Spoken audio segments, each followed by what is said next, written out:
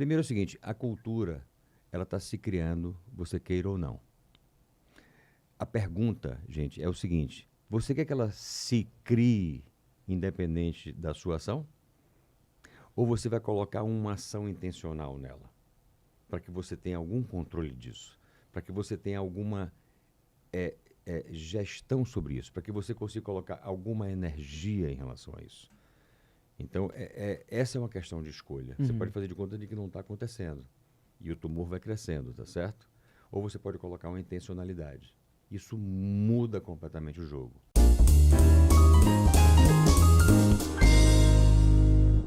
Seja muito bem-vindo ao Conscience Talks, o podcast da Conscience, onde a gente fala sobre cultura, gestão, crescimento e governança para líderes e empresas que desejam crescer com estratégia e consciência. E no episódio de hoje eu vou receber uma das pessoas mais relevantes no tema de cultura organizacional no Brasil. Ele tem uma carreira executiva super potente em empresas de vários setores e hoje atua como expert nesse tema e a gente vai conversar com essa pessoa, então já se prepara porque o assunto vai ser muito legal. Apresento a vocês o Gui Marbach. Seja muito bem-vindo, estou muito feliz de ter você aqui com a gente. Eu não consigo te chamar de Guilherme, alguém consegue? Só para saber fazer acho que a marca Gui Marbach está pegando cada Pegou! vez mais. Tá aí, ó. Pegou. O branding foi muito bom, Gui, porque de fato a gente fala isso. Exatamente. E você sabe que eu quero falar para vocês que, além de tudo, o Gui foi meu professor numa das minhas estudos sobre cultura organizacional e vocês sabem o quanto que a gente tende a avançar nesse tema também na Conscience. E hoje o nosso papo é para navegar nessa história do que é cultura, como é que a gente consegue efetivamente falar sobre esse tema nas nossas organizações, especialmente as empresas pequenas e médias em crescimento. E eu acho uma das coisas muito legais do teu repertório, da tua carreira que eu queria abordar aqui, que é esse movimento de você ter construído uma carreira em vários setores diferentes e feito uma grande mudança na tua vida, né? Mas antes da gente falar especificamente da tua carreira, eu queria te fazer uma pergunta para entender qual foi o ponto de virada, assim? O que rolou, o que aconteceu que fez você falar assim, não, eu quero falar de gente, eu quero mudar para outro lado, porque eu sei que você vem de uma área que não é essa necessariamente, né? Exatamente. Não, mas inicialmente eu queria assim, agradecer, para mim é um privilégio, uma honra estar aqui com você. E sempre é muito bom essa oportunidade de poder compartilhar, né? Poder compartilhar aquilo que a gente vem aprendendo com o tempo, aquilo que a gente vem aprendendo com a história. Então, eu acho que esse é um privilégio, é algo que já me nutre muito da minha conexão com o propósito, com tudo aquilo que vai ao encontro do que foi essa minha virada, essa mudança, né? E, na realidade, não teve, assim, um fato específico. Ele foi uma história que ela foi se processando, e ela foi se processando gradativamente a partir de uma inquietude. Eu, na realidade, trabalhei assim, a maior parte da minha carreira no mercado financeiro. Então, eu cumpri uma jornada muito longa no mercado financeiro, em bancos. Comecei na Bahia, Banco Econômico, depois Chase, Manhattan, Citibank. Vim para São Paulo, transferido pelo Citibank. Tive a oportunidade de voltar para a Bahia, mas aí já como pró-reitor de uma universidade. Acabei voltando para São Paulo para trabalhar na Losango, eu fui rede de São Paulo da Losango, foi a última posição executiva minha. E eu tinha uma equipe grande, tinha equipe de umas 600 pessoas, mais ou menos, e tal.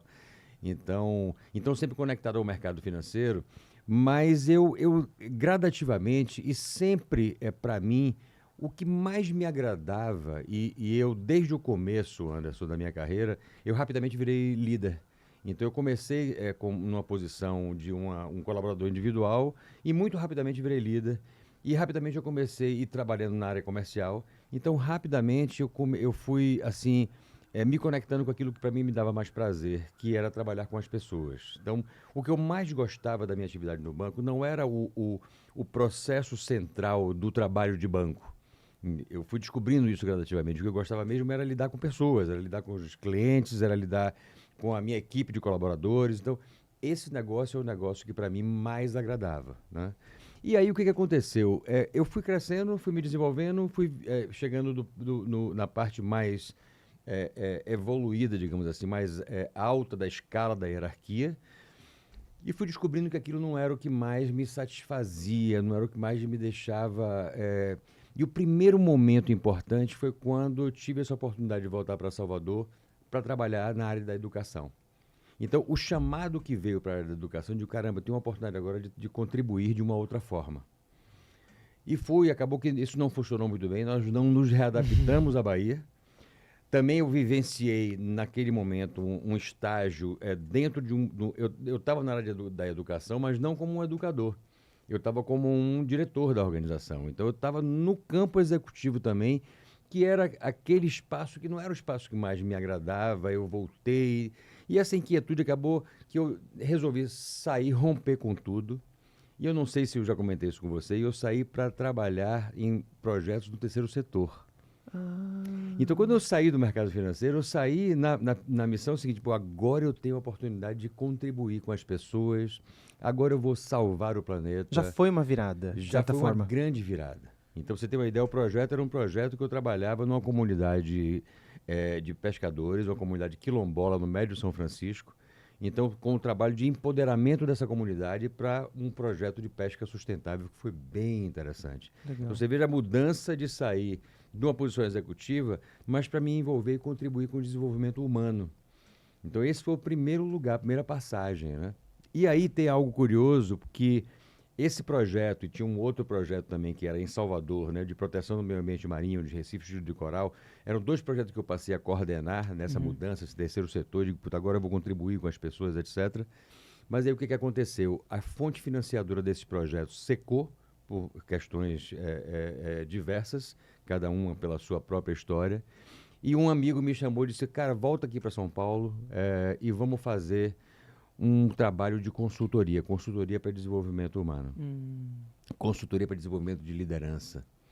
E naquela época eu pensei assim, meu Deus, mas eu de novo vou voltar para trabalhar com os altos executivos das organizações, mas não era isso que eu queria tentar ajudar as pessoas, e aí aconteceu algo incrível, que aí eu digo que foi um ponto de virada. Numa das formações que eu fiz, me caiu como uma luva o conceito budista de interdependência. Então, tudo é um único sistema, está tudo absolutamente conectado. E se o que a vida estava me trazendo era para me conectar com as pessoas que são do processo decisório das organizações, as decisões equivocadas dessas pessoas, eventualmente, impactam na comunidade, impactam nas pessoas de uma maneira geral. Então, eu digo, olha, se a minha oportunidade e capacidade de contribuir para o sistema como um todo é nesse nível executivo, então vamos embora. E aí foi quando eu comecei a me dedicar ao desenvolvimento humano, mas não mais para salvar as pessoas, digamos assim, ou para contribuir com as pessoas que estavam mais precisando. Mas aí foi na parte do sistema de quem está tomando as decisões. E tudo isso é interrelacionado. E assim foi que eu encontrei um novo significado para essa minha jornada e que absolutamente fez tudo a ver com esse meu senso de propósito de contribuir. Acho tão engraçado você falar essa questão do precisando, porque eu fiquei pensando enquanto você falava assim, talvez precisem até mais, né? Quando você pensa em altos executivos, nessa jornada que a gente vive, por exemplo, de levar mais humanidade ou uma ampliação que seja de um olhar mais sistêmico, né? Vamos dizer assim, de holístico, seja como for, para altos executivos em organizações, às vezes é mais necessário até do que quando você está, obviamente, com todas as proporções aqui, o que eu estou querendo dizer, porque é muito interessante isso que você está falando, né? Se você encontrou em algum momento um propósito de ajudar as pessoas e o universo te mostrou, olha, são outras pessoas, não são essas aqui, né? Vamos dar uma direcionada para esse lado, né? Eu acho isso fantástico, assim, né? E você, depois, isso faz quanto tempo? Depois disso você foi, então, que marcos que tem aí depois dessa história? Então, teve essa virada, e aí você veio fazer esses treinamentos de desenvolvimento de liderança, e aí depois disso, para cá, que grandes coisas aconteceram? Como é que a coisa funcionou? Quando a fonte secou da fonte de financiamento do terceiro setor, eu voltei para São Paulo e voltei para o mercado financeiro. Mas já tinha essa inquietude de, caramba, eu já não é mais isso que eu quero. Foi quando esse amigo me convidou para dizer o seguinte, cara, vamos montar aqui uma consultoria para desenvolvimento de liderança. E eu fui para trabalhar no desenvolvimento de liderança nessa companhia, nessa pequena consultoria. E aí foi quando eu encontrei esse novo significado. E, Anderson, foi muito curioso, porque um dos primeiros projetos, aquela coisa, quando o universo conspira e que precisa acontecer, é incrível como a força te conduz um determinado lugar, né? Então nós tivemos esse primeiro acontecimento, que foi a mudança, que eu tive que recuar do terceiro setor, eu precisava trabalhar naquela época, precisava fazer isso. Voltei ao trabalho executivo, mas tinha essa insatisfação, porque quando eu voltei, reafirmou que não era o lugar onde eu me sentia pleno, onde eu sentia que a minha contribuição estava sendo aquilo que me chamava, né, da minha mais profunda intuição. E aí, quando veio esse trabalho para desenvolver líderes, logo no primeiro grande projeto eu me deparei com a cultura organizacional. Que aí foi, assim, incrível o momento em que um grande projeto que a gente tinha para desenvolver líderes, ele foi desenhado a partir de uma escolha, de um mapeamento feito de cultura organizacional, e foi a primeira vez que eu enxerguei isso. E aí foi assim, esse foi o ponto de virada. Aí foi quando eu falei assim, caramba, é isso. Então, esse propósito que você encontrou se materializou também numa atividade ali real, né, prática na tua vida. Exatamente. Faz quanto tempo isso, Gui? Já Caramba, isso tem... nós estamos em 25, né? 15 anos. Caramba, e Já nesses tem anos 15 todos, anos. então, já atuando com cultura, nesse Já teu atuando com lugar de cultura. Nesse comecinho ali era mais desenvolvimento de liderança. Aí houve esse projeto, eu posso falar isso porque é público, mas da fusão da Tóquio Seguradora com a Real Seguros, deu origem a Tóquio Marine. Havia ali um momento de fusão cultural. Nós fomos convidados a fazer o processo de desenvolvimento de liderança a partir de uma escolha do que seria essa nova cultura desejada. E ali foi apresentada a consultoria que fez o mapeamento de valores usando o modelo Barrett, apresentou para a gente, dizendo o seguinte, olha, vocês que vão desenvolver liderança, o caminho desse desenvolvimento procurem fazer a partir dessa escolha de valores, dessa escolha de cultura que foi definida. Sim. E foi quando pela primeira vez eu vi o modelo dos 7 níveis de consciência do Barrett e me apaixonei, eu achei incrível. Sim, E porque ele é um modelo evolucionário, humanista, e isso absolutamente conectou com aquilo que era essa expectativa que eu mal sabia, na realidade era uma intuição, não era uma expectativa, e que conectava muito claramente com esse meu senso de propósito e significado.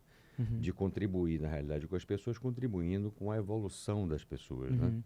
E no certo nível, como você trouxe, contribuir com as pessoas que estão na alta liderança, mas a partir do momento que você trabalha e consegue influenciar de alguma maneira e contribuir com a evolução delas, as escolhas delas vão influenciar e contribuir com a vida de muita gente. Completamente. Eu acho que esse foi o ponto que eu quis dizer, no sentido de que a cadeia ela vai se mobilizar totalmente a partir dali, né? Exatamente. Especialmente quando você fala do modelo do Barrett, que traz tanto essa ideia de humanidade, de contribuição, de retribuição, que eu acho também muito apaixonante, né, nesse sentido.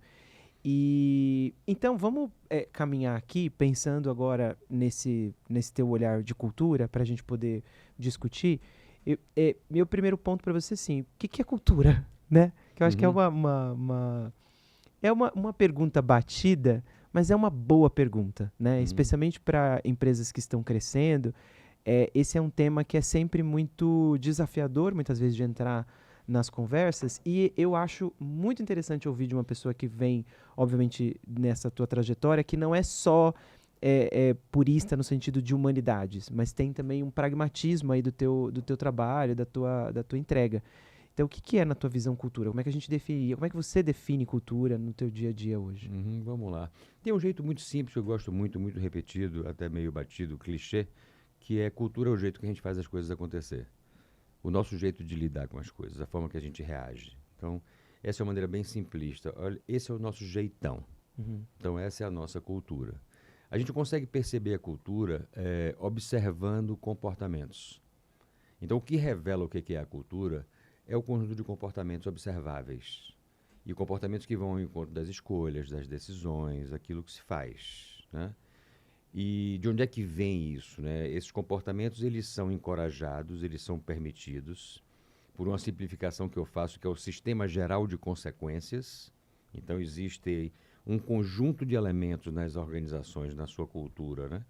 Em que ele encoraja, permitindo ou não, o comportamento das pessoas, e aí é uma série de elementos, né? Mas uma coisa que é importante, voltando aqui à definição do que é cultura, A cultura, ela existe a partir da relação das pessoas. Você não tem cultura individual. Você até tem uma forma de você atribuir o significado da palavra cultura do ponto de vista do conhecimento, do ponto de vista... Aliás, há 50 ou 60 anos atrás, talvez um pouco mais, quando se falava de cultura, não se falava de cultura atribuindo isso a uma qualificação qualquer do sistema humano, de um conjunto de pessoas, né? Então, quando você falava que uma pessoa era uma pessoa de boa cultura, significava que essa pessoa era erudita. Tá. Quando você ia olhar o caderno de cultura da Folha de São Paulo, o caderno de cultura do Estadão, você tinha ali as grandes exposições de arte, os grandes concertos, as grandes peças de teatro, balés. Então, quando se atribuía a cultura, não era nada do que era popular. O termo, a expressão cultura popular nessa época não existia. Então, você caracterizava a cultura como sendo algo do eruditismo, né?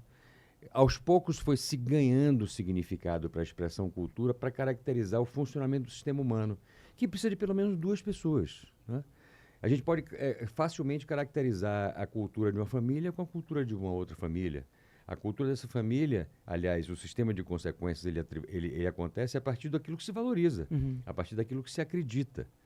Então, olhando para o contexto de uma organização, o conjunto de valores e de crenças, aquilo que se valoriza, aquilo que se acredita, a sua liderança, é o que vai forjando a cultura gradativamente, assim como nas famílias. E tem famílias que acreditam e valorizam certas coisas, outras famílias que acreditam e valorizam outras coisas. E para qualquer pessoa, claramente, a gente consegue, caramba, é interessante. Eu vou na casa de alguém e eu vejo que tem coisas, rituais próprios de cada família. Cada família tem a sua própria cultura. Esse dia foi interessante que num dos cursos que eu ministrei, que aliás um deles você participou, teve uma pessoa que trouxe o seguinte: pô, a gente está falando aqui de fusão cultural, quer dizer que um casamento é uma fusão cultural de famílias. Completamente, né? Sim, Completamente. é uma Eu fico fusão cultural pensando de na famílias. experiência que eu já tive, da coisa de que vem de uma família que tem o ritual de comer sempre junto à mesa. E o outro não liga muito para isso, né? Então, assim, tem um ritual ali que é diferente e que pode tem uma negociação para ser feita, né? Como é que a gente vai fazer para viver juntos nesse sentido, né? E veja, o que você trouxe o ritual de comer à mesa, ele surgiu como um símbolo, na realidade, de aquilo que se valoriza. Então, essa família que cria esse ritual foi desenvolvido a partir do quê? Da valorização de estarmos juntos num momento sagrado para muitos, né? Que é o momento de você usufruir do alimento, e muitas dessas famílias, inclusive, fazem uma oração para poder receber os alimentos. E ver de onde surge tudo isso, porque isso é altamente valorizado e tratado com respeito, com um certo... uma liturgia, digamos assim. E outras famílias que realmente não estão se incomodando, absolutamente se incomodando com isso. Então isso, quer dizer, esse jeito da família ser caracteriza a sua cultura, o jeito outro da outra família ser caracteriza a sua cultura. Da mesma forma, o jeito de nós fazermos as coisas na nossa organização caracteriza uma cultura e outro jeito outra, né? Então, quando a gente compara, eu tenho muito trabalho, eu falei aqui do terceiro setor, eu gosto disso. E, por coincidência, eu estou agora em dois projetos de duas organizações muito conhecidas e potentes, mas que são do terceiro setor. E a forma que as pessoas se relacionam, aquilo que elas valorizam dentro dessas organizações, é bem diferente de uma organização que é uma organização privada com a intenção de lucro, né? Então, ao mesmo tempo que a gente vê essas organizações do terceiro setor que prezam e tratam das relações humanas de um jeito muito hierarquicamente mais relevante, e às vezes você vê situações de organizações que estão com a finalidade do lucro, que muitas vezes coloca as relações humanas como secundário. Sim. Sim. Porque o lucro é o que é o mais relevante. Estou dando um exemplo, não é que são todas, não é isso, tá? Mas você consegue caracterizar com muita clareza a diferença entre uma coisa e outra coisa, né? Isso que você está falando já me lembra duas coisas que eu acho que vale a pena a gente eventualmente trocar aqui uma ideia. Por exemplo, a primeira é um entendimento, então, pelo que você está falando, me faz trazer aqui, de que não existe essa história de não temos cultura, certo? Então, assim, a cultura, ela existe independente dos esforços das lideranças dessa organização. Se ela um produto, uma consequência de coisas que são valorizadas por um determinado grupo, ela vai ser produzida independente dessas pessoas. E uma outra coisa que é também interessante é quando você fala, por exemplo, dessa questão do lucro e num lugar com esse foco mais hierárquico, significa também que aquilo que é estrutural dentro da organização do ponto de vista, por exemplo, de processos, políticas, regras, processos, é tanto um produto de um jeito de pensar, quanto também influência para um novo jeito de pensar. Quer dizer, tem uma relação aí entre estrutural e estruturante, vamos dizer assim, na ideia do que é cultura. Faz sentido isso? Como é que Total, total. Aquilo que você está falando, eu queria aproveitar para extrair algumas coisas. Primeiro que é o seguinte, a cultura, ela existe sempre em qualquer conjunto de sistema humano funcionando. Qualquer grupo, qualquer agrupamento, ele vai se desenvolvendo a sua cultura, como criamos aqui o exemplo de famílias. Uhum. Trazendo para a organização, cada uma tem a sua cultura, você queira ou não. E ela está se criando, você queira ou não. E aí tudo tem a ver com a questão da intencionalidade. Olhar para a cultura com a intencionalidade.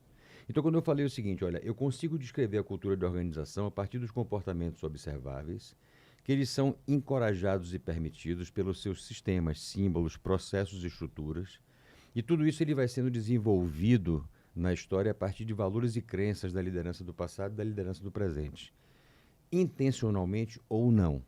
Então, gradativamente, quando as organizações elas vão aprendendo o jeito certo de se fazerem as coisas para elas vão criando gradativamente esse sistema geral de consequências, as suas normas, os seus processos, as suas regras, na crença de que isso vai orientar os comportamentos das pessoas ao encontro do que são os seus objetivos. E muitas vezes isso é feito de uma forma não intencional. Então, veja, todo esse sistema de consequências que vai se criando, as normas, as regras, os procedimentos, e especialmente que tem uma peça do sistema de consequência muito poderosa, que é a liderança, aquilo que ela valoriza, o legal que você fez ou não foi legal que você fez. Então, tudo isso vai orientando os comportamentos como o sistema de consequência e vai sendo formulado a partir da construção dessa cultura e a partir a partir do momento que isso existe, é o que vai também dando a continuidade para que a cultura se estabeleça e fortaleça nessa direção. E isso vai acontecer intuitivamente, invariavelmente. Uhum. Então a cultura ela se cria e ela se desenvolve, a gente queira ou não. O que hoje que é o ganho do que é a partir do momento que veio para a consciência essa possibilidade, como você falou, de fazer a gestão, de gerenciar uma cultura, qual é a possibilidade de olhar para isso de forma consciente, é porque a partir de um dado momento dá para a gente fazer escolhas conscientes a respeito disso. Que essa é uma outra história. Mas, sim, invariavelmente, tudo que vai acontecendo, todas as regras, os layouts... por exemplo, eu tenho uma organização que ela tem um determinado departamento jurídico. Essa organização é uma organização... Imagine aqui uma organização que é uma organização... um escritório de advocacia que tem os seus advogados. Como é que eles se vestem? Veja, o que está na inteligência e no processo desse advogado, no tratamento das leis, dos processos jurídicos e por aí vai, é a mesma coisa desse mesmo advogado que eventualmente foi contratado para formar o departamento jurídico de uma startup. Uhum. É a mesma, né? Só que aqui ele vai chegar com a sua gravata, com o seu paletó e vai chegar numa startup, não é isso? Sim. Onde as pessoas estão de bermuda, chinelinho. Eu estou, claro... estereotipando, mas super entendido. Estereotipando para poder exemplificar pelo extremo, pelo modelo, tá certo? Uhum. Ele vai chegar ali, ele vai dizer o seguinte, caramba... primeiro que ele vai chegar de paletó gravata, todo mundo vai olhar, chegou um bicho estranho. O que é isso? E que é isso, né? Ao mesmo tempo que ele também vai chegar e dizer o seguinte, caramba, aqui não é assim que as pessoas trajam. E no dia seguinte ele já vai vir, talvez não de chinelinho de dedo e bermuda, mas já vai vir sem o paletó, sem a gravata. Porque esse símbolo, essa regra que se instituiu, esse modelo de comportamento que caracteriza a cultura, independente de que a gente pensou ou não em fazer isso intencionalmente, é o que vai orientar o comportamento dessa pessoa, né? Uhum. E assim vai. Você acredita que esse nível de complexidade dessa conversa que acaba afastando o tema de cultura das mesas de reunião, vamos dizer assim, de lideranças, especialmente pequenas e médias empresas, mas vamos pegar médias, que eu acho que é um momento em que geralmente essa coisa começa a ser necessária de ser pensada intencionalmente, ou tem algum outro elemento, né, que você acredita que mais afasta o tema das empresas, assim? Olha, eu na minha pesquisa, por mais que ela seja razoavelmente empírica, mas na minha observação, depois de muitos anos, muitos projetos, o que eu acredito? Veja, a lógica do empreendedor, a lógica do executivo, ela é uma lógica que trabalha a partir do que é a execução estratégica. O que eu falo, o que eu chamo de execução estratégica? Mesmo que não esteja, pensando aqui numa pequena empresa, uma empresa nova e tal, mesmo que não esteja assim dentro do que seria um escopo de uma organização de estratégia, seja lá com o que a gente queira chamar de organização estratégica, qualquer organização que se cria, que começou, ela se organiza a partir de uma determinada estratégia. Uhum. Deixa eu dar um exemplo aqui para ir bem... gente, um pipoqueiro que tem o seu carrinho de pipoca, ele claramente tem uma estratégia muito bem definida. Sim. Porque ele sabe qual é o recurso material que ele precisa ter para poder fazer a pipoca. Ele vai escolher um local onde tem uma circulação razoável de pessoas, próximo de uma escola, ou próximo de uma estação de metrô, ou algum lugar que ele tenha uma circulação de pessoas. Então ele escolhe qual é o seu mercado, né? Ele tem um lugar onde ele vai ter a comprar os seus insumos para trabalhar. Ele sabe que horas ele vai ter que fazer aquilo, processar. Ele calcula. Então ele tem claramente definido o que é a sua estratégia da sua operação. Da mesma forma, qualquer empresa, qualquer negócio, qualquer pequeno empreendimento, ele nasce a partir de uma estratégia da sua operação. A lógica que se estabelece da tradição do empreendedorismo, ela obedece a uma relação de causa e efeito daquilo que você faz na execução da sua operação, né? Então vamos lá. Quando a gente pega uma estratégia qualquer, qual é a peça de execução estratégica? A peça de execução estratégica é um orçamento. Eu faço aqui um orçamento do ano, acredito que eu vou vender tanto, acredito que eu vou gastar tanto e vai me sobrar tanto. Então, o que normalmente vem nas tradições do pensamento da escolha do executivo e da escolha do empreendedor? Vamos lá, eu estou acompanhando meu orçamento para acompanhar a minha execução estratégica, tá certo? Ele chegou no final do primeiro trimestre, vamos fazer a conta aqui, ó. Aquilo que a gente orçou não está chegando. Por que será? Eu não consegui as receitas, não consegui vender tudo que eu imaginava, ou eu estou gastando mais do que eu esperava? Não, o gasto está igual, mas eu não estou conseguindo vender tanto. Aí ele faz a pergunta, junto com os sócios, com as pessoas, né? Será que a gente vai conseguir, nesse segundo trimestre, vender mais para compensar o passado e também para fazer frente às nossas metas do segundo semestre? Se não, não vamos conseguir. Então, vamos cortar a despesa. Uhum. Ao cortar essa despesa, no final do segundo trimestre, o resultado apareceu. Então, ela obedece a uma lógica de uma relação de causa e efeito que eu resolvo isso funcionalmente, mecanicamente, dentro da execução estratégica. Com cultura, isso não acontece. Funciona. A cultura, ela não vai resolver essa questão do segundo trimestre numa escolha de uma definição cultural. Não vai. Só que o que acontece, e aí, prezado ouvinte, preste atenção nisso que eu vou lhe falar aqui agora, tá certo? Preste atenção que isso acontece com muita regularidade. No final desse primeiro trimestre, nós estamos discutindo as mesmas coisas do final do primeiro trimestre do ano anterior, do outro ano e do outro ano. São os mesmos problemas que serão resolvidos quando eu orientar a cultura intencionalmente para que isso não mais aconteça. Então, a cultura ela dá conta de resolver uma das questões importantes da estratégia de perenidade de organização. Exatamente isso. Tornar perene. Ela olha para o longo prazo. Como é que eu vou fortalecer intencionalmente algo que vai me levar ao longo prazo? Nossa, eu me lembrei, e até essa é uma fala muito incrível tua, porque ela entra completamente com uma frase que eu tenho repetido muito, que é a ideia de que a cultura ela não é um problema a ser resolvido, mas um fenômeno a ser gerenciado ou cultivado, que eu acho que entra muito nisso que você está falando, porque quando eu enxergo como problema, é exatamente essa relação causa e efeito, eu vou fazer isso, eu vou fazer aquilo, e que muitas das vezes eu não estou observando o que está emergindo ou que está vindo de coisas que são estruturais e não são conjunturais, né? Porque quando você fala do orçamento ali, daquele momento, daquela coisa, e aí essa solução também muito reducionista ali do aqui, do agora, da conta que eu mexo aqui e ajusto ali, mas eu não consigo perceber que tem fenômenos adicionais aí rolando, especialmente quando a empresa começa a crescer, e aí eu começo a ter mais complexidade, eu começo a ter mais gente, e essas coisas elas naturalmente vão tornando essa conversa muito mais complicada. Complicada não, mais complexa, não necessariamente complicada. E aí é que mora, eu acho que é o segredo de começar a perceber isso, de que é necessário então, pela tua fala, eu cultivar ou gerenciar a cultura e não resolvê-la como uma fórmula que vai...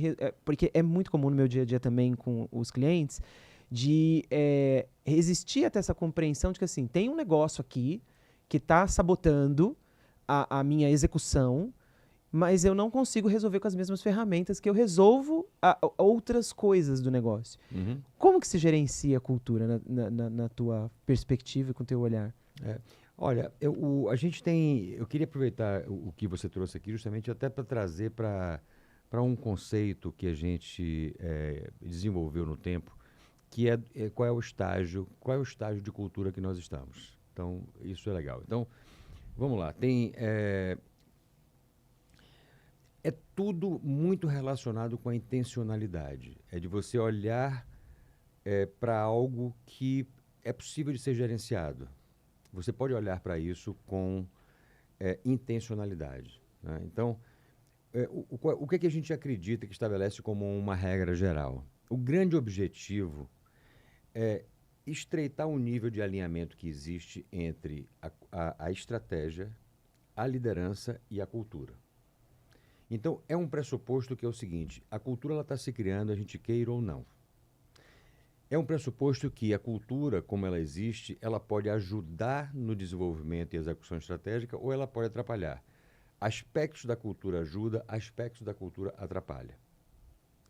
E a cultura ela é forjada a partir da liderança. Então eu falei de estratégia, cultura e liderança. A liderança é quem formula e executa a estratégia, mas também a liderança quem forja a cultura a partir dos seus valores.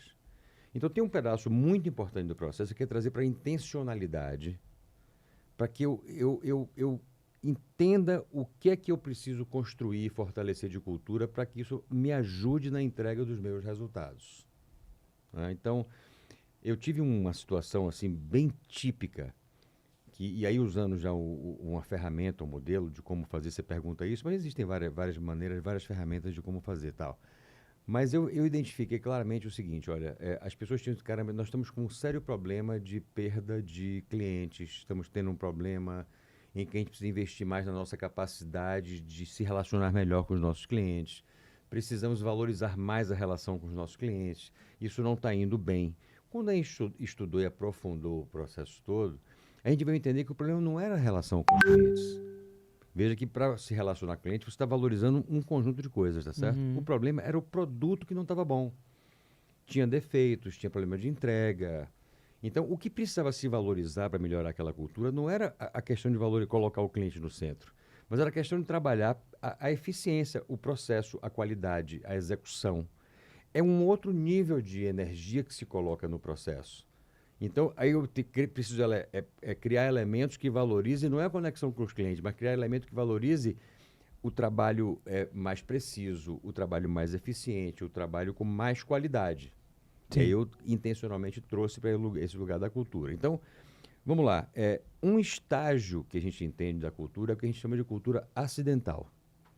Ela está se criando independente da nossa intencionalidade. Esse é um estágio. Tem um outro estágio, que é o estágio de que nós temos uma cultura que ela é completamente desalinhada. Então, nem ela está alinhada com as necessidades estratégicas, porque eu não estudei isso, eu não parei intencionalmente para fazer, e também ela pode estar desalinhada entre a própria liderança, cada um olhando para um determinado lugar, cada um olhando, sem ter um bom combinado a respeito disso, certo, Anderson? Então, esse é um outro estágio.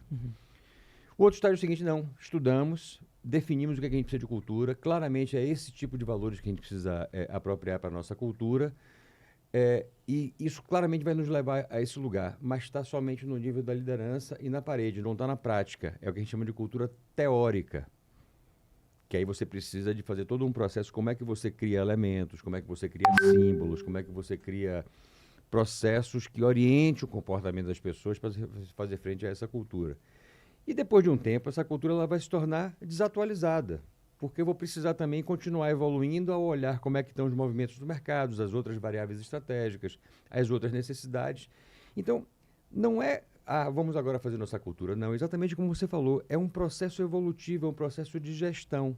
Nossa, e eu amei que não tem aí cultura pronta. Não existe. Não existe esse, né? Não acreditamos. Porque depois do teórico ela vira desatualizada. Quer dizer, naturalmente tem um regula e desregula aí, né? Do movimento natural exatamente. da coisa. O que a gente acredita plenamente, que é o seguinte, nós não acreditamos num projeto de cultura. O que a gente procura fazer, o que eu procuro fazer?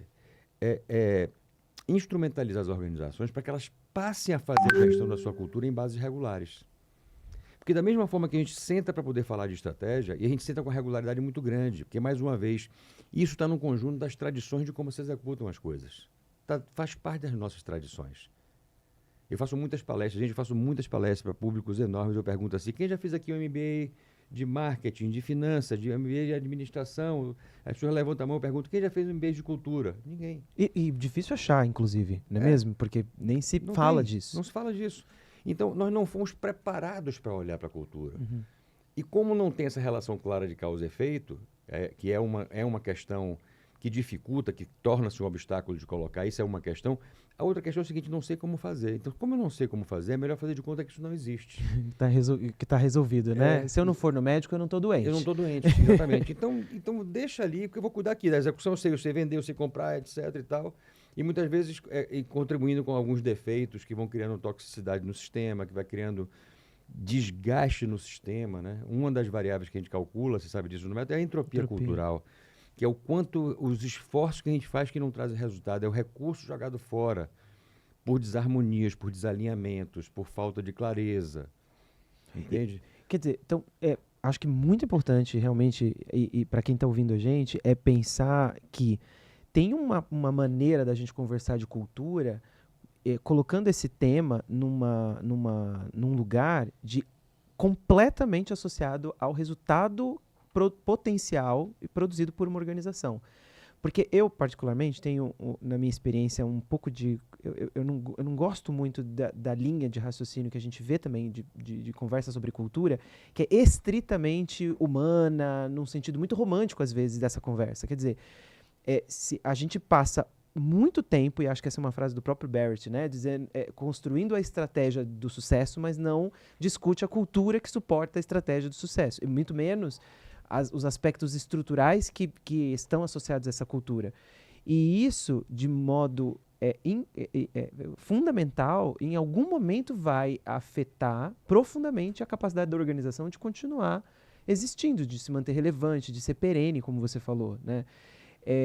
E aí uma coisa que você está falando, e aí eu queria até que você que está assistindo a gente, se tiver comentários para fazer sobre esse tema, coloca aqui no vídeo, porque eu acho que é muito legal a gente continuar depois dessa conversa aqui nos comentários também. Não é preciso, então, sempre que a gente faça um grande projeto de transformação cultural, porque no final do dia a gente está falando muito mais de cultivo, né, de uma agricultura constante, do que grandes eventos que muitas vezes acabam gerando mais descrença do que efetividade, né? Não, sim, seguramente. Ó, tem alguns aspectos que eu acho que são bem relevantes, que é importante a gente trazer para a consciência. Primeiro é o seguinte, a cultura, ela está se criando, você queira ou não. A pergunta, gente, é o seguinte, você quer que ela se crie independente da sua ação? Ou você vai colocar uma ação intencional nela? Para que você tenha algum controle disso? Para que você tenha alguma gestão sobre isso? Para que você consiga colocar alguma energia em relação a isso? Então, essa é uma questão de escolha. Você pode fazer de conta de que não está acontecendo. E o tumor vai crescendo, tá certo? Ou você pode colocar uma intencionalidade. Isso muda completamente o jogo. Então, essa é uma questão clara e objetiva. Outra coisa, tudo que há em termos de desalinhamento entre as intenções estratégicas e o comportamento cultural, aquilo que a gente valoriza, significa perda de energia sistêmica. Então, quanto mais eu procuro alinhar isso, mais resultado eu vou ter. Então, a cultura, como ela está instituída nas organizações, elas podem ser um obstáculo ou elas podem ser uma alavanca. Se eu olhar para isso com intencionalidade de perceber quando ela é um obstáculo e o que eu posso transformar isso em alavanca, eu consigo produzir melhores resultados. E aqui tem um aspecto bem interessante e que ele se retroalimenta. Porque é legal o empreendedor ter na cabeça o seguinte: nossa, uma cultura mais bem instituída, ela vai me trazer mais resultados. E, por princípio, ela é mais bem instituída quando ela é clara. E quando ela é clara, as pessoas que eu vou associar a esse negócio, elas vão entender o que se espera dela. Então, em segunda instância, em segundo momento, ela amplia o engajamento, porque eu tenho clareza do que é essa cultura. Então, naturalmente, à medida que aumenta a clareza, as pessoas dizem: pô, entendi qual é a clareza, isso não é meu lugar. Tudo bem, segue o baile, vai embora, não fica aqui atrapalhando, também não fica adoecendo. E quem vai ser atraído por essa clareza, e se há congruente com isso, ela vai se sentir mais engajada. Então, tem um efeito colateral positivo de uma cultura clara e forte, é que as pessoas que se unem a isso, elas vão estar felizes com isso que está acontecendo, porque para elas é clara. Porque não tem cultura certa, não tem cultura errada. A cultura boa é aquela que defende a estratégia. E ela se torna forte quando ela não só defende a estratégia, mas quando ela é clara e as pessoas se engajam. Sim, sim. Anderson, eu tenho uma expressão que trata de engajamento. É uma definição que eu tenho, que eu escrevi isso recentemente, que é o seguinte: eu defino o engajamento como sendo a conexão verdadeira com aquilo que se acredita, associado à liberdade de poder se expressar de forma genuína e sem medo. Quando eu falo de conexão verdadeira com aquilo que se acredita, eu estou falando de cultura. E cultura claramente expressa. Que eu olho para aquilo, caramba, eu acredito nisso, portanto eu vou me conectar com isso, porque isso se alinha com o meu propósito de vida, isso se alinha com valores, coisas que eu acredito, esse lugar é legal. Eu estou falando de cultura. Quando eu coloco associado a possibilidade, a liberdade de se expressar de forma genuína e sem medo, aqui eu estou falando de liderança, que consegue construir uma circunstância em que as pessoas sejam elas mesmas, em que elas possam manifestar e expressar a sua mais profundo senso do seu ser, se manifestar sem medo. Com autenticidade, né? Com essa entrega. Então essa é a cura do processo, entende?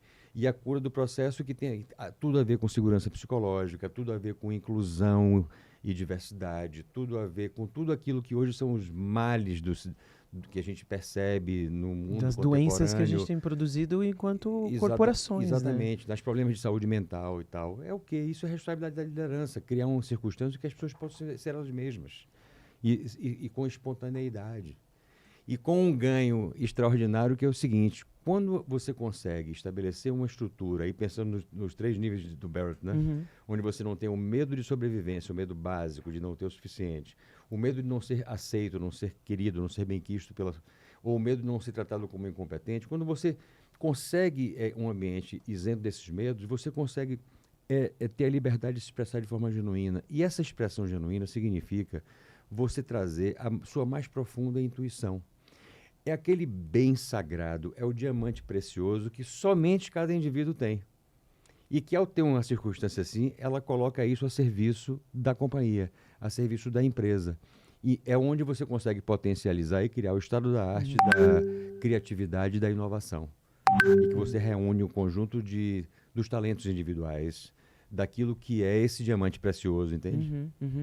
Não tem, assim, eu acho que ouvindo você falar, primeiro é encantador essa conversa mesmo, né? Eu acho que fica claro para quem te ouve falar por que você se apaixonou por essa história toda. E não consigo não falar do Barrett, né? Porque eu acho que esse é um movimento que, como a gente estava falando agora há pouco, que no cascateamento da coisa toda, a gente está afetando todo um ecossistema, né, quando a gente fala desse tipo de coisa. E eu tenho uma metáfora que eu uso e que eu acho que combina com isso que você está falando, que é essa ideia de que, por exemplo, se você tem na tua varanda plantas, você não vai fazê-las crescer puxando as folhas, né? Você vai precisar criar uma circunstância, um ambiente propício, que é específico para cada espécie, inclusive, porque uma vez minha mãe viajou e ela falou, cuida das plantas. E eu coloquei água em todos os dias. E as violetas morreram. Então, quer dizer, você tem uma circunstância específica, que é água, é sol, é luminosidade, é adubo ou não adubo, é o tipo de coisa que você coloca, quer dizer. E aquilo é produzido a partir disso. Então, a cultura tem uma proximidade com essa metáfora, né? Nisso que Sim. você está falando. E os níveis de consciência... Gostei, vou usar, hein? Não é boa? É boa. Eu gosto mais do que o iceberg. Eu brinco que eu prefiro falar de cultura com bicho vivo, coisa viva, do que com coisa gelada. É isso mesmo. E aí, a história do Barrett, pra mim, foi muito legal quando eu conheci, quando eu li pela primeira vez o livro, e depois eu fiquei buscando, e foi assim que a gente se conheceu e tal. Muito nesse lugar de compreender que, assim como a gente, as organizações também têm níveis de maturidade, de consciência, né, que são, obviamente, produzidos pelas pessoas que compõem, mas que pode ser também um caminho de mudança do mundo que a gente vive, né? Sim. Como é que você encaixa esse tema no teu dia a dia, pensando nesse lugar com as lideranças? Qual é o caminho que você usa para trazer essa narrativa, essa conversa também? Legal. É muito bom se trazer para esse lugar. A definição, assim, clara, é o seguinte, olha, o modelo é um modelo de cuidar de cultura por valores. Os valores, eles são umbilicalmente relacionados com as necessidades. Quando a gente fala de cuidar de cultura por valores, significa cuidar de cultura a partir do cuidado com as necessidades humanas. Então, cuidar de cultura por valores é cuidar de cultura a partir das necessidades humanas. O que é que a gente precisa se lembrar? CEO, gente, pode não parecer, mas é humano, tá? É humano e tem um conjunto de necessidades. Quem está no conselho é humano e tem um conjunto de necessidades. Então, é importante reconhecer quais são as necessidades de todos os níveis das pessoas. Porque muitas vezes o que a liderança, a alta liderança promove e faz é porque ela tem uma parte razoável do que ela está reagindo aos seus medos e reagindo ao atendimento de necessidades que lhe são também impostas, sem ter claramente a consciência do qual é o reflexo disso no sistema e quanto esse sistema pode produzir de formas diferentes. Bom, mas nem sempre, quer dizer, quando você começa a conversar e quando você fala, aqui eu estou indo para os empreendedores, eu estou indo aqui talvez para os altos executivos e numa primeira instância, a necessidade premente do que é a grande responsabilidade dessas pessoas, mesmo que ela tenha uma pegada muito forte humanista, mas a primeira necessidade é dar resultado. Se ela tiver uma pegada forte humanista, ela vai querer dar resultado, porque senão ela vai ter que tirar pessoas, demitir pessoas. Ela tem a consciência de quanto mais resultados, ela consegue manter a qualidade dos seus empregados, digamos assim, por exemplo, tá certo? Mas não necessariamente ela entende que... E aí, às vezes, ela se torna agressiva, ela se torna excessivamente pragmática. Quer dizer, eu fico arrepiado quando eu ouço. Eu ouço muito isso. Olha, você vai conversar com o meu CEO, você vai conversar com a minha CEO. Gente, ela é muito pragmática, ele é muito pragmático. Eu chego a me dar arrepio quando eu falo essa palavra pragmático. Porque o pragmático, ele traz para um lugar que significa o seguinte: eu preciso que você me diga, a partir da sua tese, o que é que isso se traduz em resultado. Só que seria lindo se a gente tivesse qual é o significado de resultado. Porque se o significado de resultado é exclusivamente aquilo que está expresso no balanço, é uma história. Mas se a gente olha resultado com qual é a possibilidade de impacto que a organização cria para o sistema humano global como um todo, nós olharemos isso de uma outra forma, pragmatismo não teria problema, tá certo? Mas fechando esse parênteses, é para esse lugar. Então, de qualquer forma, é o seguinte, é importante, num primeiro estágio, porque eu encontro liderança de todos os estágios. Eu falei aqui dos estágios de cultura, né? Mas tem 3 estágios de liderança também que a gente mapeia empiricamente. Tem um estágio que é o seguinte: meu Deus, para que eu for cuidar disso? Tem tanto que fazer, tem que bater a meta, tem que comprar, tem que vender. Esse é um estágio. Tem um outro estágio da liderança que é o seguinte: não, eu estou ouvindo falar que esse negócio é bem importante. Então vamos fazer. RH vai lá e faz. E ele delega. E tem o estágio que é estado da arte, que é o seguinte: entendi que isso é comigo. Entendi que eu preciso evoluir, eu preciso valorizar outras coisas para que o meu sistema evolua. E aí a coisa flui de um jeito incrível.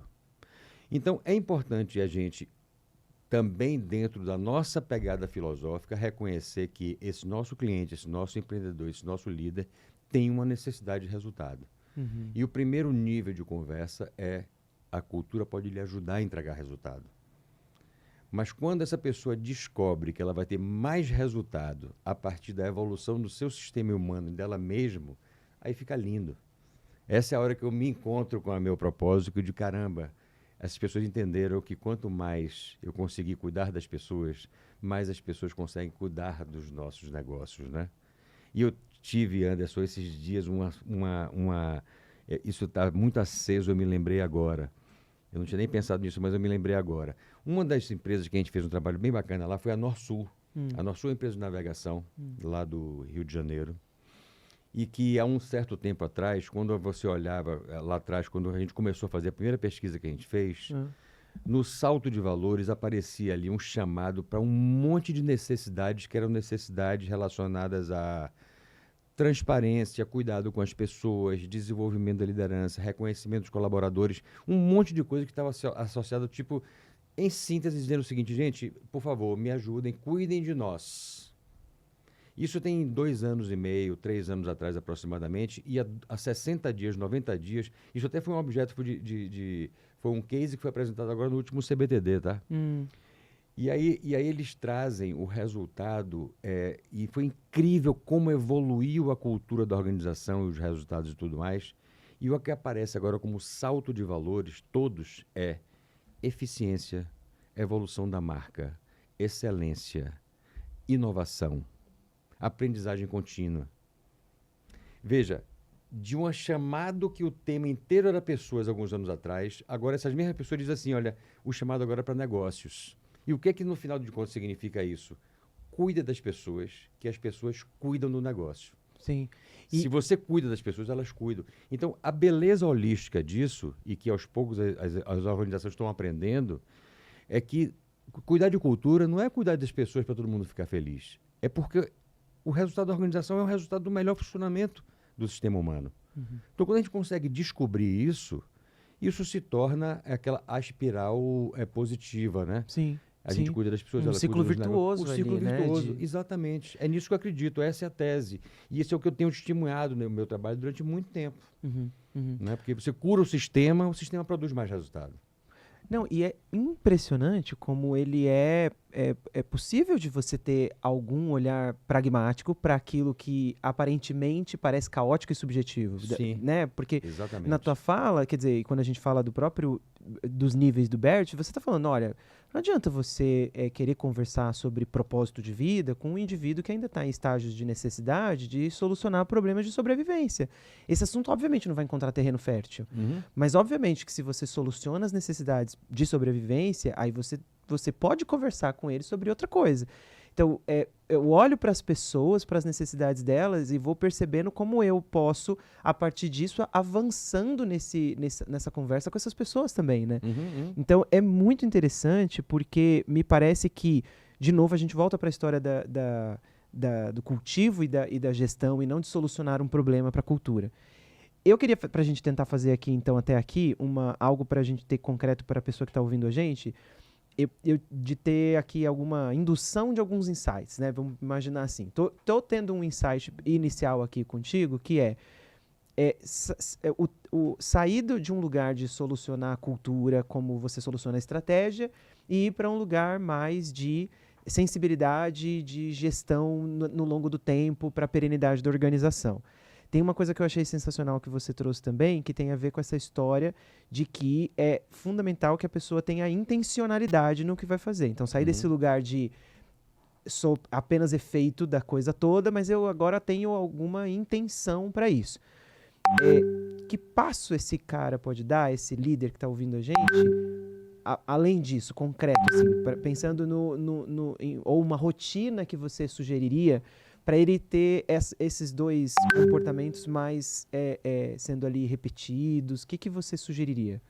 Olha, a primeira coisa é o seguinte, é começar a exercitar a ampliação da percepção em relação ao que eu chamo aí do campo sutil da organização, que é a cultura. Ele é abstrato.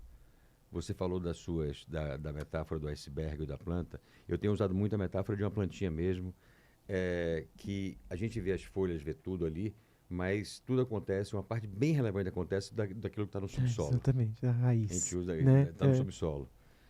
É tentar começar a olhar o que é que acontece no subsolo. E no subsolo, o que é que acontece? É aquele conjunto de coisas que a gente valoriza, é aquele conjunto de coisas que nos atrapalha, e é o conjunto de necessidades atendidas e não atendidas.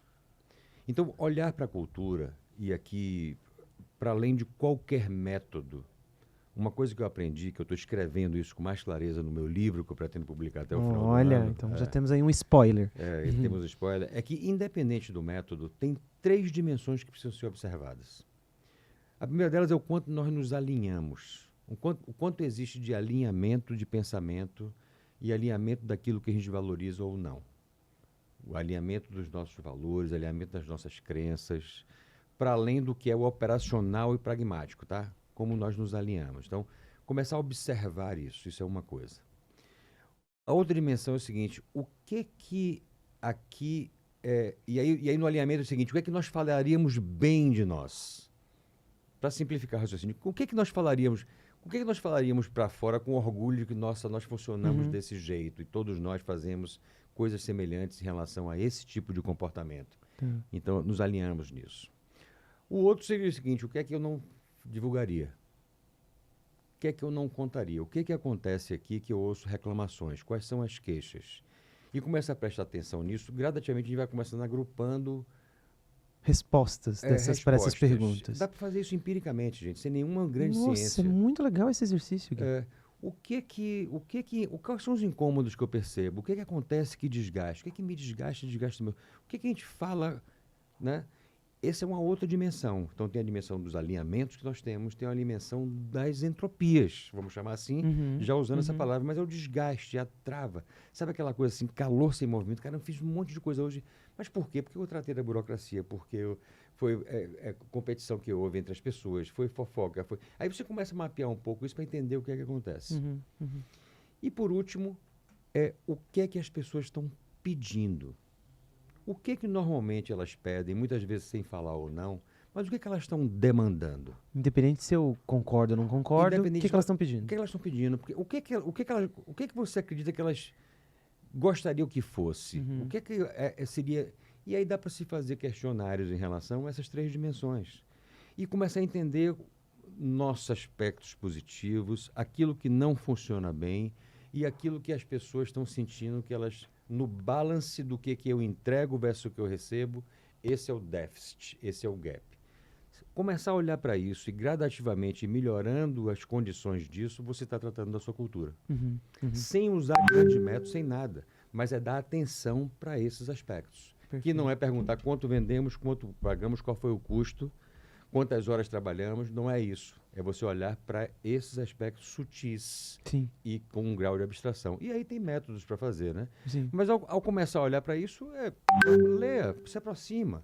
Procura ler algumas coisas em relação à cultura, pega alguns textos e artigos que tratam isso, busca na internet. Sim, sim. Porque tem muita coisa, hoje tem muita informação livre, né? Sim, e eu fico imaginando o próprio... esse repertório, né? Exatamente, e o próprio insight que pode vir de uma análise dessas respostas para essas perguntas já é um MBA, né? Se você olhar para isso com um olhar acolhedor e não um olhar de querer discutir com as respostas, isso é um grande aprendizado para a tua organização. Isso. E aí, é só uma coisa que eu não quero esquecer, essa é uma pergunta, assim, incrivelmente poderosa. Porque ao fazer isso, a gente começa a se deparar com coisas das nossas empresas ou dos nossos grupos que a gente não gosta que aconteça. Então a gente começa aí eu estou aqui com meu sócio, com minha sócia, conversando, e a gente começa a descobrir uma série de coisas que acontecem que a gente não gosta que aconteça. Aí tem uma pergunta incrível de humildade, que é o seguinte: o que é que eu faço? O que é que eu faço ou o que é que eu deixo de fazer que fortalece esse tipo de comportamento que eu não gosto? Porque esse é o lugar da evolução sistêmica.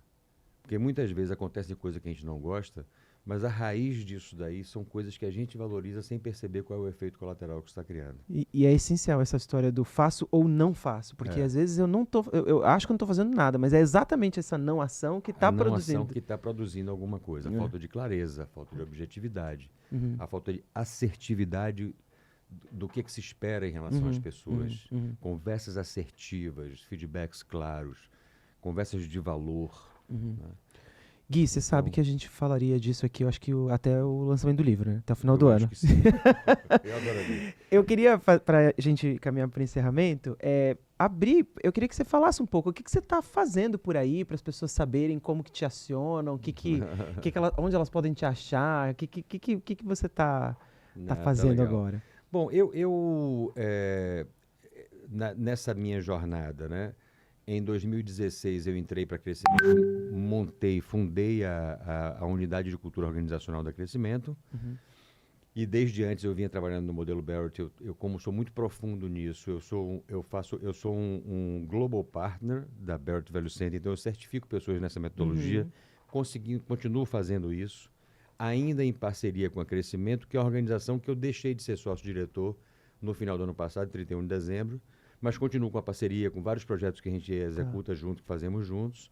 Mas eu também hoje eu tenho um trabalho meu como autônomo, digamos assim, como empreendedor individual, que está muito mais orientado ao processo de aconselhamento.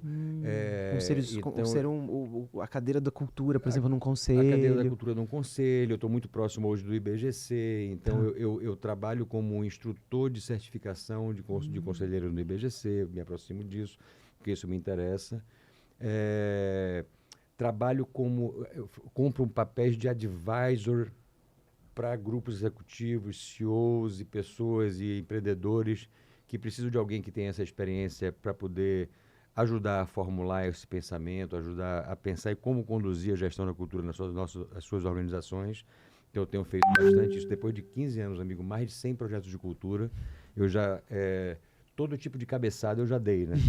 Então, queira ou não, isso cria uma casca, cria uma experiência de oportunidades que ajuda. Então, é uma forma importante que eu tenho hoje de contribuir como advisor, como senior advisor, como conselheiro, como consultor para situações específicas, e faço alguns projetos de cultura dentro desse que alguém me chama especificamente, olha, Gui, eu quero você para organizar. Então, basicamente, é o que eu tenho feito, é o que eu tenho procurado fazer nesse período, nessa passagem, fora escrever o livro, fora velejar, que eu adoro, fora cuidar um pouco da família.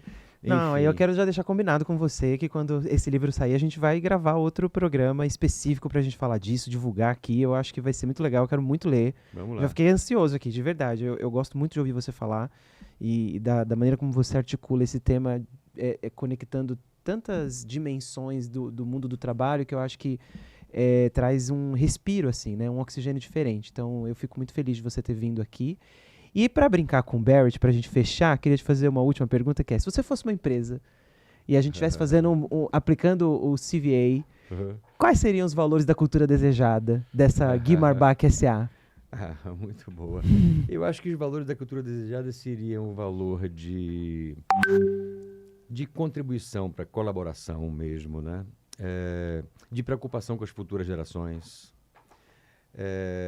Teria um valor aí claramente de aprendizagem contínua e evolução, que eu continuo nesse processo, com um senso muito forte de integridade, de respeitar essas próprias origens de valores e de crenças, não fugir de jeito nenhum disso. E, claro, a parte toda básica de fundamento, que é o cuidado com o bem-estar físico, mental, emocional, o equilíbrio pleno que eu tenho feito. Eu já fiz a minha meditação hoje de manhã, vou fazer a minha meditação no final do dia. Então, esse cuidado holístico, então esse seria um outro valor bem importante. Cada vez mais eu prezo por ele como forma de ter mais performance para contribuir um pouco mais. Acho Muito que é bom, isso. muito bom. Muito bom, Gui. Muito obrigado mesmo, mais Eu uma que vez. agradeço. Muito feliz de você estar aqui de novo. Quero dizer para vocês que estão assistindo a gente que, para mim, é sempre uma coisa muito impactante conversar sobre esse tema. Cultura, de fato, é uma paixão e a gente compartilha dessa paixão nesse programa. Espero que tenha contribuído com você, que você tenha tido insights e que você possa, a partir dessa nossa conversa, começar essa história de olhar para a cultura. Se você for uma pessoa que está buscando também se tornar um profissional mais capacitado para trabalhar com cultura, temos aí também algumas coisas que foram discutidas aqui, até o próprio trabalho do Gui na certificação com o Barrett, que é sensacional. E fica aqui meu pedido, faça seus comentários, coloque aqui aquilo que fez sentido para você, como é que essa conversa chegou aí, e também compartilhe com aquelas pessoas que você acha que faz sentido compartilhar esse tema, que esse assunto vai fazer diferença na vida dessas pessoas. Assina nosso canal, ativa aí o sininho para você receber e assina também a nossa newsletter, que a gente compartilha também as novidades sobre todos os conteúdos aqui do Universo da Consciência. Quero agradecer mais uma vez a sua audiência e até a próxima.